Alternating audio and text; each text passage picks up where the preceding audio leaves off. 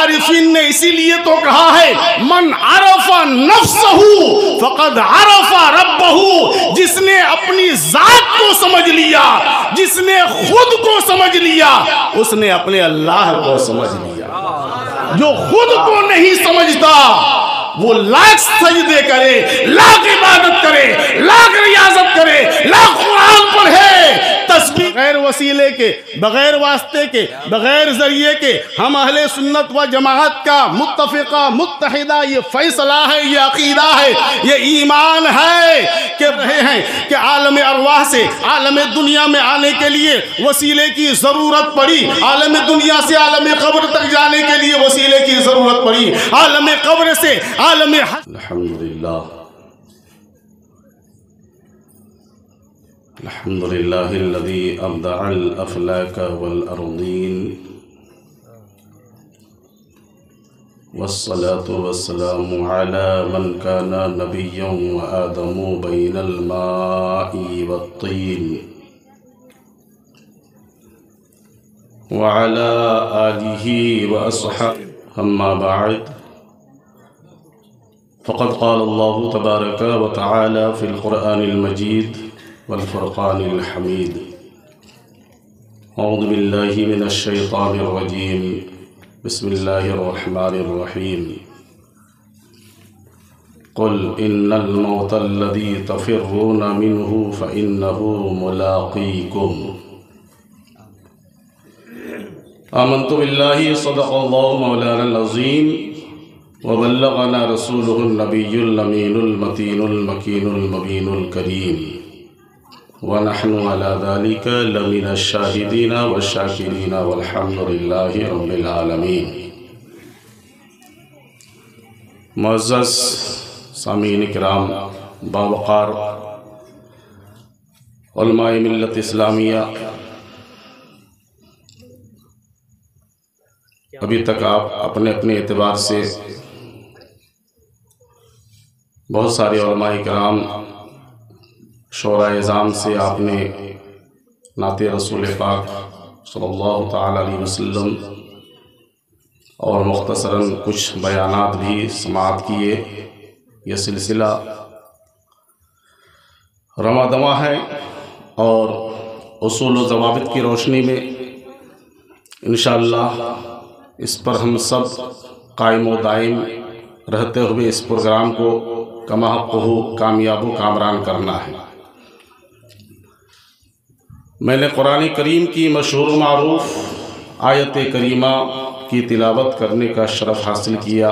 इस ताल्लुक़ से कुछ रोशनी डालने से कबल हस्बे दस्तूर मामूल आइए सबसे पहले आक़ाए नामदार मदीने के ताजदार मक्के के सरकार हम गरीबों के गमगुसार सैयद अबरार व ख़ियार गुलशनी हस्ती के अव्वलीन फ़स्ल बहार शहनशाह बावक़ार नाइबे परवरदिगार अली से बेकसां चारे साजे दर्द मंदा बेकसों के कस बेबसों के बस बेसहारों के सहारा बेआसरों के आसरा यतीमों के मावा व मलजा रहमत आलम नूर मुजस्सम सैयद अरब व अजम अहमद मुज्तबा मुहम्मद मुस्तफ़ा सल्लल्लाहु तआला अलैहि वसल्लम के दरबारे गोहरबार में इंतहाई अक़ीदत व खुलूस व मोहब्बत के साथ दुरूद व सलाम की डाली पेश कर लें। अल्लाहुम्मा सल्ली अला सय्यदिना व शफ़ीअना व हबीबिना व नबियना व मौलाना मुहम्मदिन मादनिन जूदी वल करम व आलिहि व बारिक व सल्लिम सलातुन व सलामुन अलैका या रसूलल्लाह सल्लल्लाहु तआला अलैहि वसल्लम। आज की ये मुक़द्दस मुतबर्रक महफ़िल बग़र्ज़े इसाले सवाब मुनक़िद की गई है।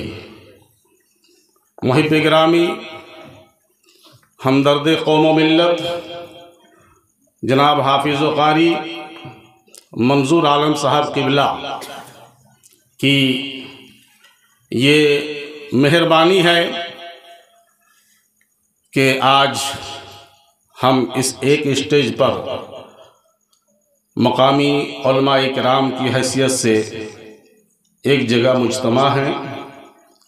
अल्हम्दुलिल्लाह सुम्मा अल्हम्दुलिल्लाह उन्होंने जो मोहब्बत का सबूत पेश किया है ये अपनी मिसाल आप है। ये सब अपने अपने एतबार से समझ रहे हैं। सबों को उन्होंने मदऊ किया, सबों को मौका भी फराहम किया। ये बहुत बड़ी बात होती है कि एक स्टेज में मकामी उलमा को बोलने का, नाज शरीफ पढ़ने का, खड़े होने का मौका दिया जाए। प्यारे दोस्तों, ये किसी से पोशीदा नहीं है कि जनाब हाफिज़ मंजूर साहब क़िबला क्या हैं, इनकी शख्सियत क्या है।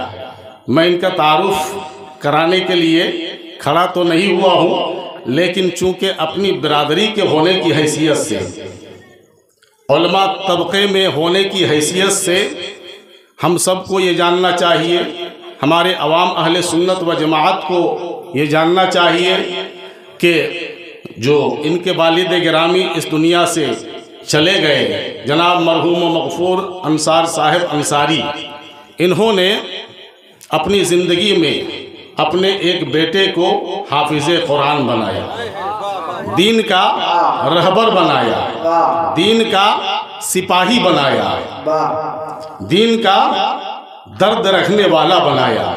और ये कैसे दीन के दर्द रखने वाले हैं, इससे भी किसी को कोई छुपा हुआ मामला नहीं है, सब जानते हैं। ये कितने हक़गो हैं, किस तरह से हक़ बोलने वाले हैं।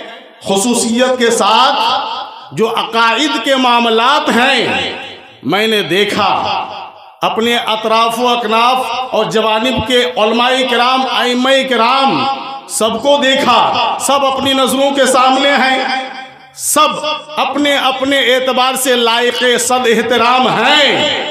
लेकिन इनकी जो शख्सियत है, माशाअल्लाह सुम्मा अल्हम्दुलिल्लाह सुम्मा अल्हम्दुलिल्लाह, इनकी जो शख्सियत है, इनकी जो ज़ात है, खुसूसियत के साथ अकाइद के मामले में, दीन के मामले में, सुन्नियत के मामले में, सुन्नियत के अंदर पुख्तगी के मामले में कोई किसी के साथ कभी भी रू रियायत नहीं करते हैं। जहाँ सुन्नियत की बात आती है, जहाँ ईमान की बात आती है, अल्लाह और उसके रसूल की शान की बात आती है, ये बिला खौफो खतर वहाँ कूद जाते हैं।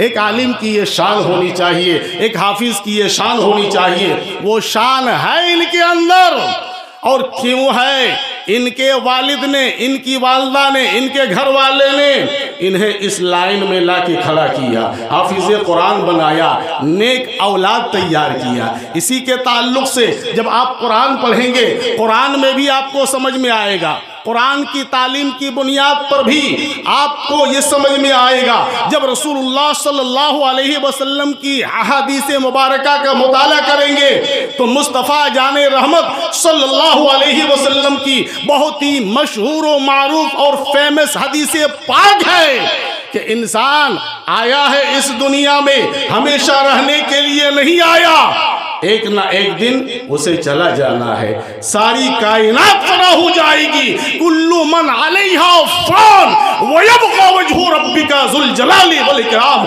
सारी कायनात फना हो जाएगी, ये जमीन, ये आसमान, ये चांद, ये सूरज, ये सितारे सारे के सारे खत्म हो जाएंगे। अगर कोई जात बाकी रहने वाली है वो एक परवरदिगारी आलम की जात बाकी रहने वाली है। कुरान पढ़िए, हदीस पढ़िए, मुस्तफ़ा जान रहमत सल्लल्लाहु अलैहि वसल्लम की हदीस मुबारका का जब हम मुताला करते हैं तो एक हदीस पाक अल्लाह के रसूल सल्लल्लाहु ताला अलैहि वसल्लम की है। मुस्तफ़ा जान रहमत सल्लल्लाहु अलैहि वसल्लम इरशाद फरमाते हैं, अन अबी हुरैरा क़ाल क़ाल रसूलुल्लाह सल्लल्लाहु ताला अलैहि वसल्लम इज़ा मातल इंसानु इनक़तअ अमलुहु इल्ला मिन सलास। मुफ्ती साहब बैठे हुए हैं, उलमाए किराम तशरीफ़ फरमा है। यह हदीस पाक की इबारत है, मिशकात शरीफ की हदीस है, मुस्लिम शरीफ की हदीस है। इल्ला मिन सलात इल्ला मिन सदक़तिन जारिया औ इल्मिन युन्तफ़अु बिही औ वलदिन सालिह यदऊ लहू। ये हदीस पाक की इबारत है। अब आप इसका तर्जमा और खुलासा, इसकी तशरीह मुख्तसर अल्फाज में समाअत करें। मुस्तफ़ा जान रहमत सल्लल्लाहु अलैहि वसल्लम ने इरशाद फरमा दिया, इंसान जब मर जाता है मरना तो सबको है ना, मरना सबको है, रहने के लिए कोई आए हैं, सबको जाना है। हम अपनी हकीकत को समझें, अपने वजूद को समझें, हमारा हाल क्या था इसको समझें। हम पहले कहाँ थे, हमारा वजूद कहाँ था। ये आलमे शहादत है, ये आलमे दुनिया है। इससे पहले एक दुनिया थी, उस दुनिया में हम थे जिसे आलमे अरवाह कहा जाता है, रूहों की दुनिया।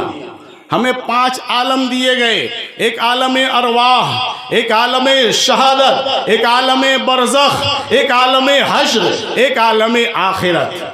5 तरह की दुनिया, 5 तरह की दुनिया हमारी नजरों के सामने है। हम कुछ भी ना थे, हमारी हैसियत कुछ ना थी, हमारा मुजस्समा ना था, हमारा ढांचा ना था, हमारा वजूद नहीं था। हम कहाँ थे, हमारी रूह एक दुनिया में थी, आलमे अरवाह जिसे कहा जाता है, उस दुनिया में हमारी रूह थी। जब परवरदिगार आलम की मशीयत हुई कि हमें आलमे शहादत में लाया जाए, पैदा किया जाए, तख्लीक की जाए, तो रब्बुल आलमीन के हुक्म के मुताबिक हम इस दुनिया में आए, आलमे शहादत में आए, आलमे दुनिया में आए। एक आलम से दूसरे आलम, दूसरे आलम से तीसरे, तीसरे आलम से चौथे, चौथे आलम से 5वें आलम में हम सबको जाना है। हम अपनी हकीकत को समझें, अपनी माहियत को समझें, अपनी असलियत को समझें। जब हम अपने वजूद को समझ लेंगे, और आरिफीन ने इसीलिए तो कहा है, मन अरफा नफ्सहू फक़द अरफा रब्बहू, जिसने अपनी जात को समझ लिया, जिसने खुद को समझ लिया, उसने अपने अल्लाह को समझ लिया। जो खुद को नहीं समझता वो लाख सजदे करे, लाख इबादत करे, लाख रियाजत करे, लाख कुरान पढ़े, तस्बीह पे तस्बीह खटखटाए, लेकिन वो रब को न पाया है, न कभी रब को पा सकता है। अपनी हकीकत को समझें, हमारी हकीकत क्या है। हम आलमे अरवाह में थे, अल्लाह ताला ने जब चाहा हमें पैदा किया। यहाँ एक नुक्ते की तरफ मैं आपको इशारा करता हुआ चलूं, ये बड़ा अहम नुक्ता है, जिसे हम और आप वसीला कहते हैं, जरिया कहते हैं। बगैर वसीले के, बगैर वास्ते के, बगैर जरिए के हम अहले सुन्नत व जमाअत का मुत्तफिका मुत्तहिदा ये फैसला है, ये अकीदा है, ये ईमान है कि बगैर वसीले के न कोई खुदा तक पहुँच सका है, न कोई पहुँच सकेगा।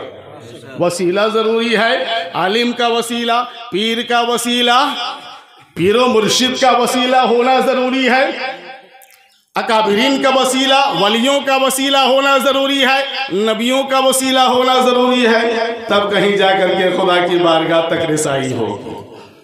पीर का वसीला होना ज़रूरी है, ये भी याद रखें। मैं शरीयत की रोशनी में आपको बता रहा हूँ, किताब व सुन्नत की रोशनी में आपको बता रहा हूँ। आज दुनिया में पीर के नाम पर घूमने वाले बहुत ढोंगी पीर आपको मिलेंगे। हमारे अकाबिरीन ने, उलमाए किराम ने, सल्फ सालिहीन ने, आप किताब उठा करके देखिए, हदीस उठा करके देखिए, क्या सिस्टम बताया है, क्या तरीका बताया है, क्या उसूलो ज़वाबित बताए हैं। आज ऐरो गैरो नत्तो खैरो के हाथों में अपने हाथ को मत दे देना। अपने हाथ को ऐसे के हाथ में दे दोगे जिसकी कड़ी रसूलुल्लाह तक नहीं पहुंची है, तो तुम्हारी भी रसूलुल्लाह तक पहुंच नहीं हो पाएगी।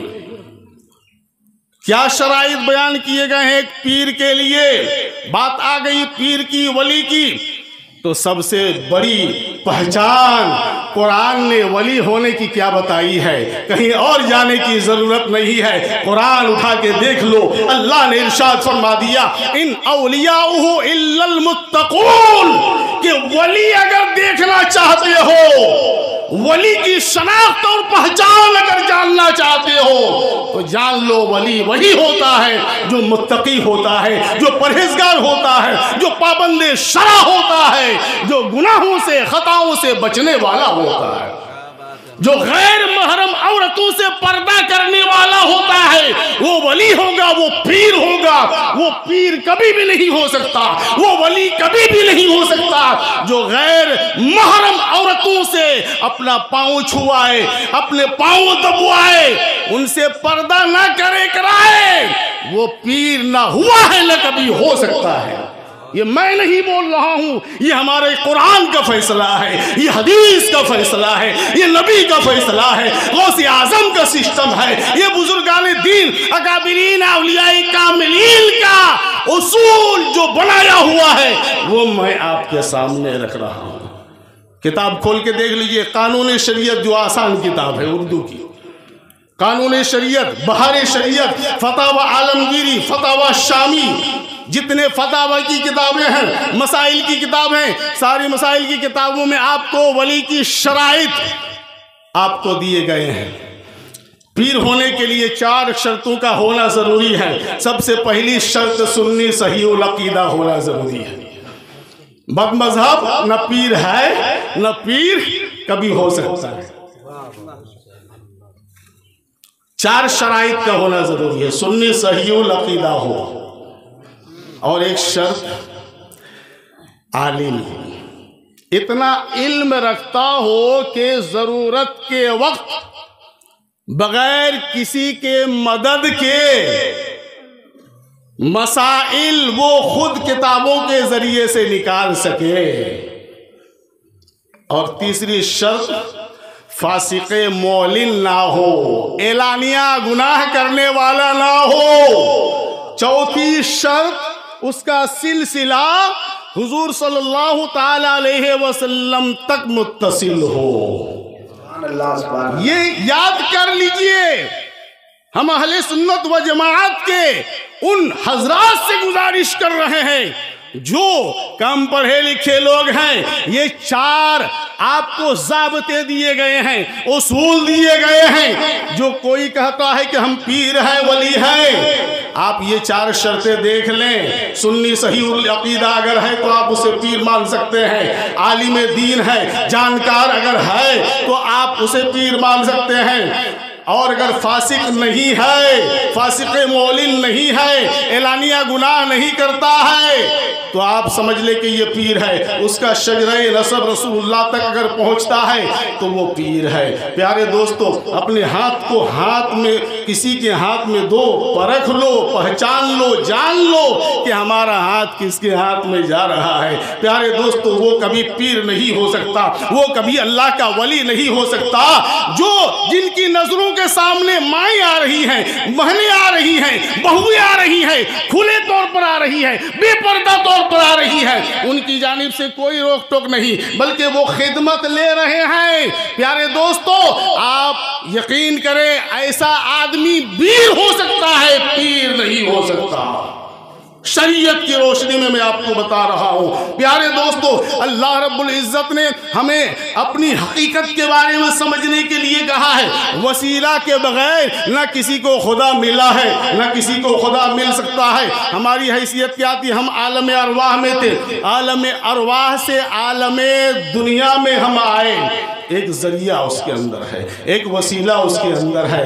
बगैर वसीले के हम आलम अरवाह से आलम दुनिया में नहीं आए। वो जरिया क्या है? माँ और बाप बीच में वास्ता बने। माँ और बाप के तवस्सुत से हम आलम दुनिया में आए। अब चंद दिन हम गुजार करके इस दुनिया से आलम बरज़ख में चले जाएंगे, आलम कब्र में चले जाएंगे। आलम कब्र के बाद आलम हश्र में जाएंगे, आलम हश्र के बाद आलम आखिरत में जाएंगे। हर आलम, एक आलम से दूसरे आलम तक पहुंचने के लिए आप गौर करते चले जाएं। बगैर वसीले के एक दुनिया से दूसरी दुनिया तक जाना मुमकिन नहीं है। आलम अरवाह से आलम दुनिया में आने के लिए माँ और बाप को वसीला बनाना पड़ेगा। आलम दुनिया से आलम बरज़ख, आलम कब्र तक पहुंचने के लिए मौत वसीला बनता है। मौत के बगैर कौन पहुंच पाएगा? कब्र कोई पहुंच पाएगा? कोई जाए जिंदा जाके लेट जाए? किसी को शौक है? हरगिज हरगिज नहीं। उसके लिए मौत बीच में एक वसीला है, बीच में मौत एक वसीला है। आलम बरज़ख से, आलम कब्र से एक और आलम हश्र जिसे मैदान क़यामत कहा जाता है। यहाँ तक पहुँचने के लिए भी एक वसीला की ज़रूरत पड़ेगी। वो वसीला क्या है? सूरे इसराफील। इसराफील अलैहिस्सलाम जब तक सूर नहीं फूकेंगे तब तक क़यामत कायम नहीं होगी। वहाँ से एक और आलम है, एक और दुनिया है जिसे आलम आखिरत कहा जाता है, यानी जन्नत या दोज़ख, जन्नत या दोज़ख। यहाँ तक भी पहुँचने के लिए वसीले की ज़रूरत है। यहाँ तक पहुँचने के लिए वसीला कौन सा बनेगा? ईमान या कुफ्र, ईमान या कुफ्र। अब गौर करें, शुरू से लेके आखिर तक गौर करें। मैं ख़त्म कर रहा हूँ, आप हज़रात घबराए नहीं। मुझे वक्त का सबसे ज़्यादा लिहाज और ख्याल रहता है। हम कह रहे हैं कि आलम अरवाह से आलम दुनिया में आने के लिए वसीले की ज़रूरत पड़ी। आलम दुनिया से आलम कब्र तक जाने के लिए वसीले की ज़रूरत पड़ी। आलम कब्र से आलम हश्र तक, आलम हश्र से आलम आखिरत तक जाने के लिए वसीले की ज़रूरत पड़ी। जब हमारा वजूद वसीले के बगैर दुनिया तक नहीं और कब्र तक नहीं, हश्र तक नहीं, जब हमारा वजूद ही, हमारा जन्म ही वसीले के बगैर नहीं हो सकता, तो हमारी पहुंच नबी के बगैर खुदा तक कैसे हो सकती है? वली के बगैर खुदा तक कैसे हो सकती है? कामयाबी इसी में है। रब को राजी अगर करना है, रब तक अगर रिसाई हासिल करना है, तो लोगों अपनी हकीकत को समझो, अपनी माहियत को समझो, और साथ ही साथ रब को राजी करने के लिए जो सही रास्ता है उस रास्ते को पकड़ लो। अल्लाह ताला हम सबको सिराते मुस्तकीम पर गामज़द फरमाए। यह क़िस्सा लतीफ़ अभी ना तमाम है। जो कुछ बयां हुआ वह आगाज़ बाब था। अस्तग़फ़िरुल्लाह रब्बी मिन कुल्लि ज़म्बिन व अतूबु इलैहि व मा अलैना इल्लल बलाग।